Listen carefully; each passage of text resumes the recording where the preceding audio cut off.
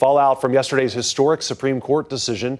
According to ABC News, former President Donald Trump is trying to have his felony conviction in New York thrown out. Trump's lawyers argue the jury saw evidence they believe should have been protected by presidential immunity. ABC's Perry Russum has the latest. Sources tell ABC News former President Trump is working to have his felony hush money conviction in New York thrown out after yesterday's landmark ruling by the Supreme Court. In a letter to the judge described by sources to ABC News, Trump's legal team argues during the trial, the jury was presented evidence that they believe should have been protected under presidential immunity. The defense is asking for Trump's sentencing on July 11th to be delayed so they can have more time to make their argument.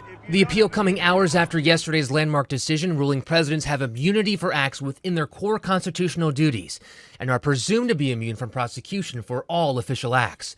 The ruling will most likely delay Trump's other legal cases, including his election interference case. Remember, two separate issues, the absolute immunity on parts of it, but the presumption of immunity on other parts. And when it comes to a presumption of immunity, you can overcome that. You can present evidence to say, okay, yes, there's this presumption that something's immune, but we have enough evidence to overcome that. President Biden last night with a warning to the country, saying there are now virtually no limits to what a president can do. This is a fundamentally new principle, and it's a dangerous precedent, because the power of the office will no longer be constrained by the law, even including the Supreme Court of the United States.